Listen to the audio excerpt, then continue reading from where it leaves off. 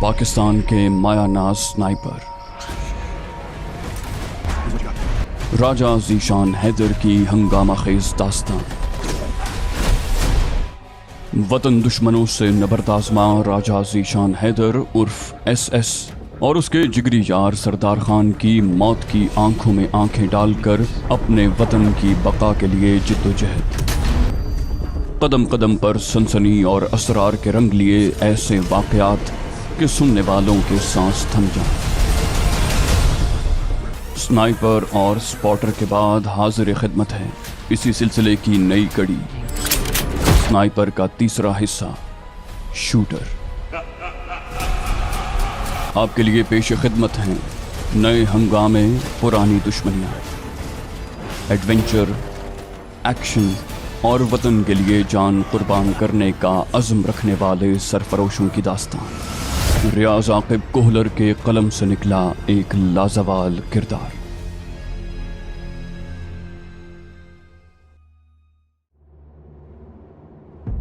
दुश्मन करीब आ गया था। हमने सांस रोक लिए थे। चेहरों और हाथों को कैमोफ्लेज करने के लिए हमने काले रंग की मखसूस क्रीम इस्तेमाल की थी। इस मर्तबा उनकी तादाद ज्यादा थी। आपस में बातें करते हुए वो करीब आ रहे थे। गुफ्तगू का मौजू इसरार ही था, जिसकी बगावत उनके लिए हैरान कुन थी। तीनों की इज्जत पर हाथ डालने तक तो बात समझ में आ रही थी, लेकिन दो आदमियों का कत्ल हजम नहीं हो रहा था। बातें करते हुए वो हमारी कमीनगाह के पास पहुंच गए थे। वहां झाड़ियां बकसरत फैली थीं और जो झाड़ी हमने मुंतखब की थी उसके अतराफ में भी झाड़ियां मौजूद थीं। छुपने के लिए उमूमन ऐसी झाड़ी का इंतखाब किया जाता है जो न इतनी छुपी हुई हो और न बहुत ज्यादा नुमाया हो कि ढूंढने वालों की नजर उस पर फौरन पड़े। उनकी ज्यादा तवज्जो दरख्तों पर थी, अलबत्ता झाड़ियों को भी सरसरी नजरों से देख रहे थे। धीमी रफ्तार से चलते हुए वो हमारे पास से गुजर गए। उन्हें जरा भी शुबा नहीं हुआ, और होता भी कैसे। बेचारों का वास्ता पेशावर स्नाइपर से जो पड़ गया था। उनके जाने के बाद भी हम वहीं पड़े रहे। सूरज आहिस्ता आहिस्ता बुलंद हो रहा था और गर्मी की शिद्दत में भी उसी रफ्तार से इजाफा हो रहा था। सरदार धीमे लहजे में बोला, फिर कॉल आ रही है। यकीनन उसका मोबाइल फोन भी वाइब्रेशन पर लगा था, तभी घंटी वगैरह नहीं बजी थी। मैंने हंसते हुए कहा, दिन निकल आया है, अब तो पलवशें नहीं हो सकती। मोबाइल फोन की स्क्रीन पर निगाह दौड़ाते हुए उसने हैरानी जाहिर की। मेजर शाहिद इकबाल है, ये कहते हुए उसने कॉल वसूल की। Yes sir. मेजर साहब की बात सुनकर वो अचंभे से बोला, आपको कैसे पता चला? एक छोटे से वक्फे के बाद उसने कहा, बेफिक्र रहें सर, हालात काबू में हैं। मजीद 2-3 बातों के बाद राब्ता मुनक़ता हो गया। सरदार मेजर शाहिद से होने वाली गुफ्तगू बताने लगा, जिसमें काम की बात मुझे यही लगी कि डाकुओं में हमारे 1-2 हमदर्द मौजूद थे। मेरे दिमाग में एक तरकीब आई। मैंने उसे दोबारा मेजर शाहिद का नंबर मिलाने को कहा। सरदार ने नंबर मिलाकर मोबाइल फोन मेरी जानिब बढ़ा दिया। खुद बात कर लो। मेजर शाहिद हैरानी से मुस्तफसिर हुए। जी? मैंने कहा, सर, डाकुओं में जो अपना बंदा मौजूद है उसका मोबाइल फोन नंबर मिल सकता है। मेजर शाहिद ने पूछा, क्या करोगे? मैंने कहा, उम्मीद है वो कॉल पर हमें आसानी से झल्लू की शनाख्त करवा देगा। वो बोले, नंबर भेज रहा हूँ, बात कर लेना। ये कहते हुए मेजर शाहिद ने ताकीद की, अलबत्ता उसे अपने इरादे से आगाह न करना, क्योंकि वो फकत भाड़े का टट्टू है। मैंने असबाती जवाब देते हुए कहा, ठीक है सर, और राब्ता मुनक़ता कर दिया। सरदार ने पूछा, क्या इरादा है? मैं उसे मंसूबा बताने लगा। दोपहर ढले तलाशी टोलियां वापस लौटी थीं। नाकामी उनके चेहरों पर सब थी।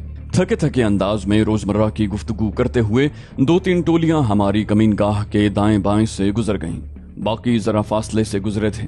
शाम तक हम वहीं लेटे रहे, क्योंकि गाहे गाहे कोई न कोई इस जानिब आ निकलता।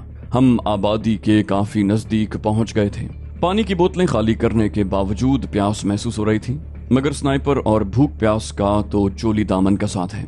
बर्दाश्त के मादे से आरी शख्स कभी अच्छा स्नाइपर नहीं बन सकता। इस दौरान मैंने 2-3 मरतबा पलवशे का नंबर मिलाने की कोशिश की, मगर नंबर बंद मिला। शायद खफा थी या फिर सिग्नल का कोई मसला था। अलबत्ता अपने जासूस से मेरा राब्ता हो गया। मैंने उसे ये नहीं बताया कि हम जजीरे पर ही मौजूद हैं। मलगजा अंधेरा होते ही हम कमीनगाह से निकल आए थे। सबसे पहले दरिया किनारे जाकर पानी पिया और फिर आबादी से मुनासिब फासला रखकर मचान के लिए दरख्त ढूंढने लगे। शुमाली जानिब एक बड़ा और घना दरख्त इस मकसद के लिए बेहतरीन लगा। ज्यादा लकड़ियां इस्तेमाल करने की बजाय मैंने राइफल की 2 पाई और अपने बैठने के लिए जगह बनाने पर इक्तिफा किया। उस जगह से आबादी के ज्यादातर हिस्से का दिखाव मुमकिन था। اب झल्लू की पहचान का मरहला बाकी था। वो रात हमने उसी दरख्त पर गुजारी। अलबत्ता तुलुए आफताब के साथ सरदार खान नीचे उतर गया था। उसका काम हल्का फुल्का हंगामा करके डाकुओं को मुतवज्जे करना था ताकि वो ठिकाने से बाहर निकलने पर मजबूर होते। उसके बाद ही मैं अपना काम कर सकता था। आधे घंटे के बाद ही पिस्तौल के 2-3 फायर हुए और फिर सरदार की कॉल आने लगी। राजे, 2 सूरमा शिकार को निकले हुए थे, अपनी 12 बोर बंदूक भी फेंक गए हैं। वैसे काफी बहादुर थे। मैंने कहा ठीक है, तुम खुद को छुपाओ। उसे हिदायत देकर मैंने राब्ता मुनक़ता किया और थंडरबोल्ट की टेलीस्कोप साइट के ऑब्जेक्ट लेंस और आई ग्लास से कवर हटाकर जायजा लेने लगा। जल्द ही 2 भागते हुए अफराद नजर आ गए। घनी झाड़ियों और दरख्तों की वजह से वो कभी ओझल हो जाते और कभी नजर आते। जो ही वो दरख्तों से निकलकर आबादी में दाखिल हुए, चीख चीख कर लोगों को कुछ बताने लगे। उन्हें काफी लोगों ने घेर लिया था।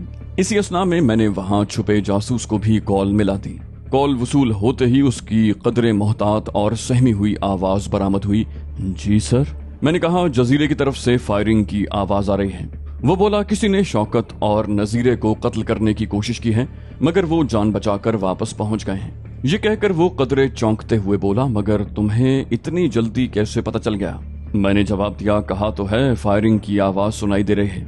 वो हैरानी से बोला, फायरिंग की आवाज बमुश्किल हम तक पहुंची है, तुम्हें दरिया के पार कैसे सुनाई दे गई?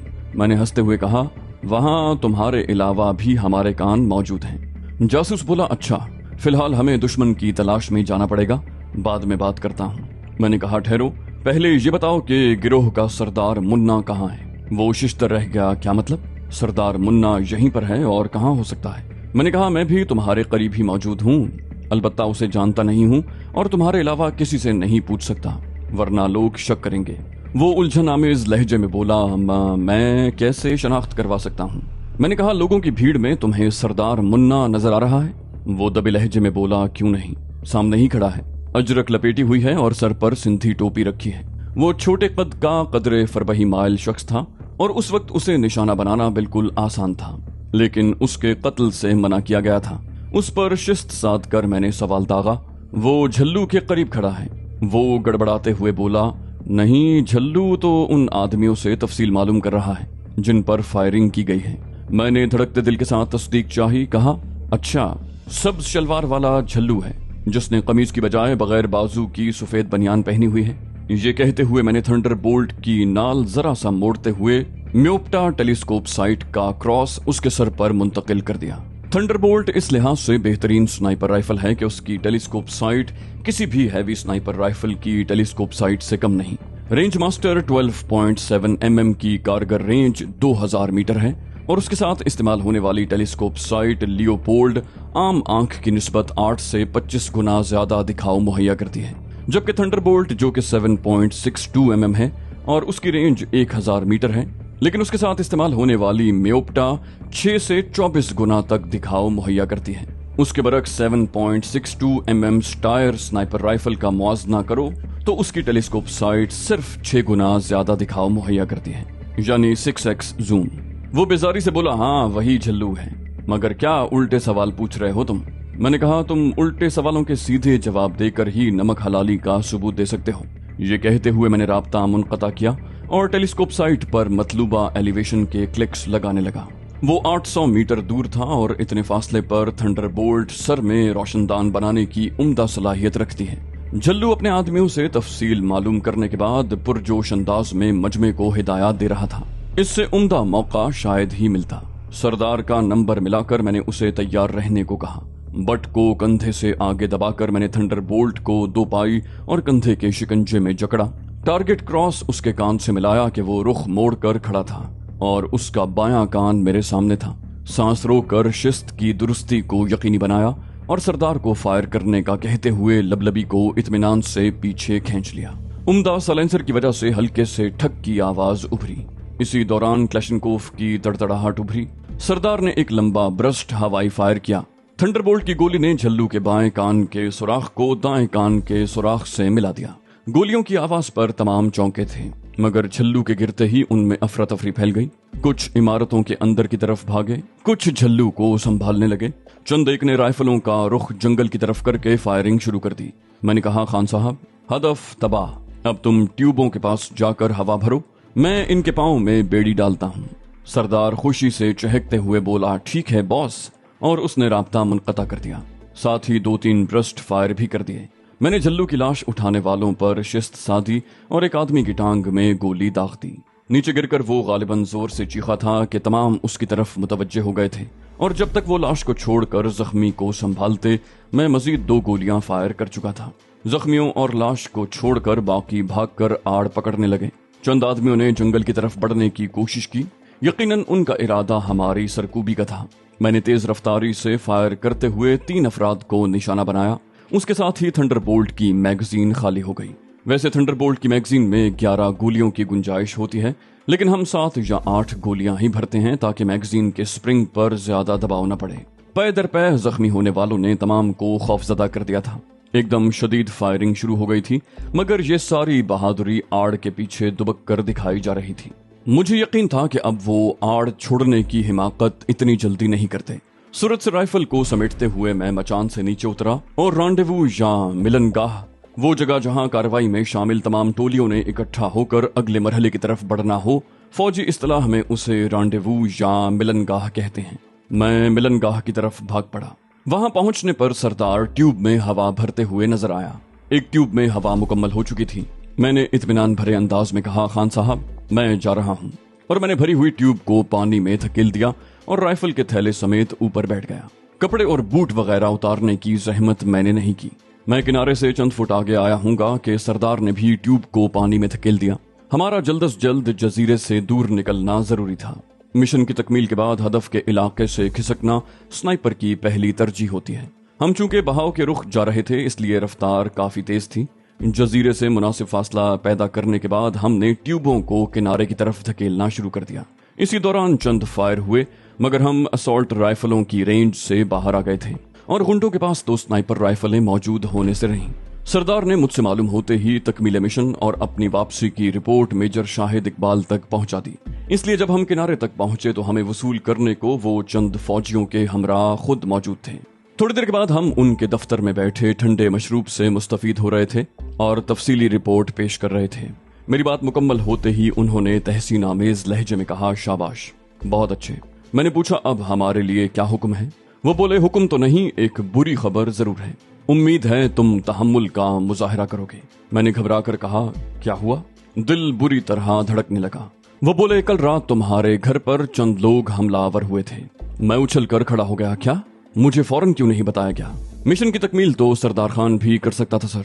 मेजर शाहिद इकबाल खफगी से बोले, पूरी बात तो सुन लो यार। बमुश्किल खुद पर काबू पाते हुए मैं उनकी तरफ मुतवज्जे हुआ, वरना उन लम्हात में सोचने समझने की सलाहियतें न होने के बराबर बाकी रह जाती हैं। मेजर शाहिद ने तफसील का आगाज खैरियत के जिक्र से किया। बोले, तुम्हारे घर वाले बिल्कुल ठीक ठाक हैं। गुज़श्ता रात चंद आदमी दीवार फलांग कर तुम्हारे घर दाखिल हुए, मगर तुम्हारी पठान बीवी की वजह से अपने मकसद में कामयाब न हो सके और 2 लाशें छोड़कर फरार हुए। तुम्हारी बीवी ने पहले तुमसे राब्ते की कोशिश की, फिर सरदार खान का नंबर मिलाया और नाकाम होने पर फौरन तसव्वुर साहब के नंबर पर इत्तला दी कि गालिबन तुमने उसे यही हिदायत दी थी। उस बात में सर हिलाते हुए मैंने बेसब्री से पूछा, फिर? बोले, तसव्वुर साहब ने उन्हें तुमसे राब्ते से मना करके किसी खुफिया जगह मुंतकिल कर दिया है। मैंने अंदाजा जाहिर करते हुए कहा, और नंबर बंद रखने की हिदायत भी कर दी है। वो बोले, लाजमी बात है। दरअसल मिशन पर ऐसी इत्तला कोई अच्छा असर नहीं डालती, और फिर तुम्हारे घर वाले बखैरियत हैं। खुदा न खास्ता कोई ऐसा हादसा नहीं हुआ कि तुम्हें बुलाने की जरूरत पड़ती। गहरा सांस लेने के लिए उन्होंने हल्का सा तवक्कुफ किया और फिर मुतबस्सम हुए। बोले, सच तो यह है कि किसी हादसे की सूरत में भी यही कुछ किया जाता कि पहली तरजीह वतन की हिफाजत है, उसके बाद किसी और का नंबर आता है। मैंने कहा, जानता हूं सर। मेरे होंठों पर फीकी मुस्कुराहट उभरी। फिर कहा, अब मेरे लिए क्या हुक्म है? वो शायराना अंदाज में बोले, अब तुम्हारा दिल यहाँ कैसे लगेगा? मैंने इत्मीनान भरा सांस लिया। कहा, गोया मैं जा सकता हूँ? उन्होंने इस बात में सर हिलाया। बोले, जी, अलबत्ता तुम्हारा साथी चंद दिन यही रहेगा कि स्नाइपर की जरूरत पड़ सकती है। हम पेशेवराना सैल्यूट करके बाहर निकल आए। मैंने फौरन तसव्वुर साहब का नंबर मिलाकर मोबाइल फोन कान से लगा लिया। उनकी मुशफिकाना आवाज ने मेरे दिल को सुकून दिया। कैसे हो बरखुरदार? मैंने कहा, सर मिशन मुकम्मल हो गया है। आप सुनाएं मेरे घर वाले कैसे हैं? उन्होंने कहा बुलंद किया। बोले, शेरनी की मौजूदगी में तुम्हारे कुंबे को क्या खतरा लाहक हो सकता है? यकीनन शेरनी से मुराद पलवशा थी और इसमें कोई शक भी नहीं था। मैंने कहा, हुआ क्या था सर? मेरी तशवीश खत्म होने में नहीं आ रही थी।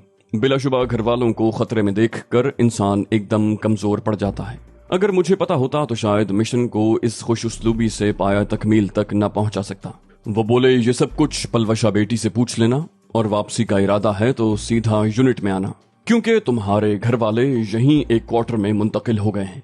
उन्होंने मजीद तफसील बताने से गुरेज किया।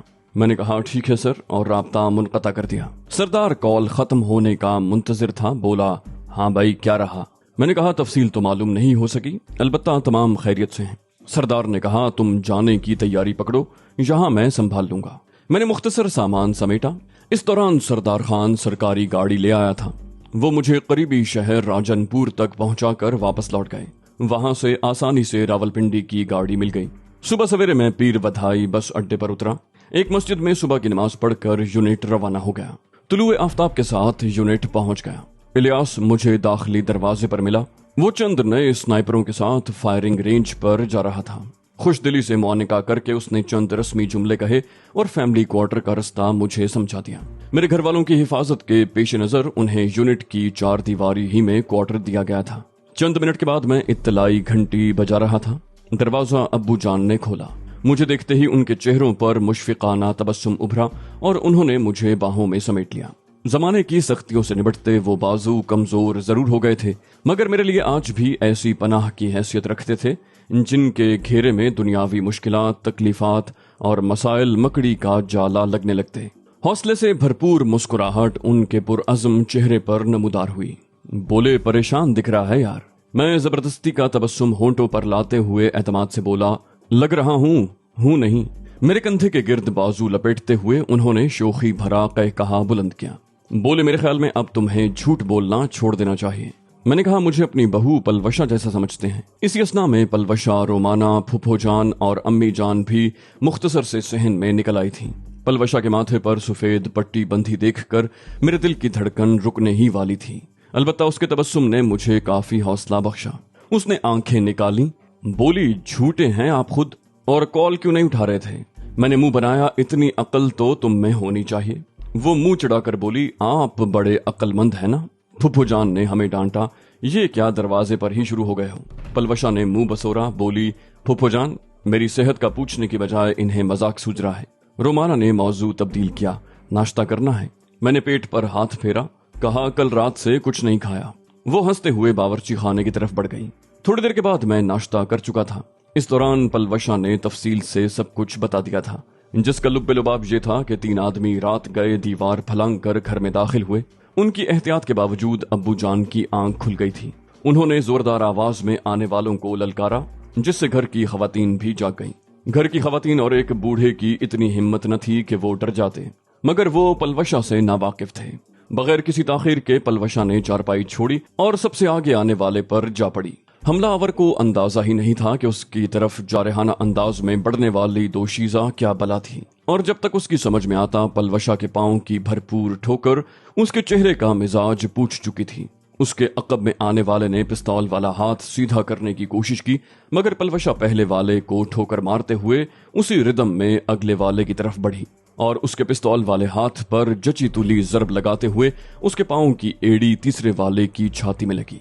पिस्तौल वाले ने झुककर पिस्तौल उठाने की कोशिश की, मगर पलवशा इतनी देर में मुड़ चुकी थी।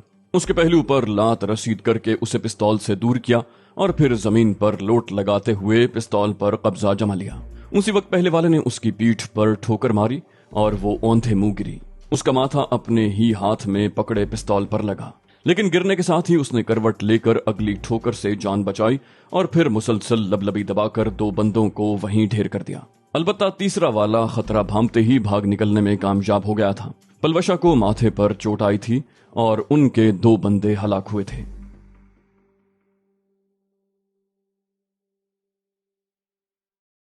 तो दोस्तों, ये थी हमारी आज की एपिसोड। उम्मीद करते हैं आपको हमारी कहानी पसंद आई होगी। जाने से पहले इस वीडियो को लाइक कीजिए और शेयर करना मत भूलिए।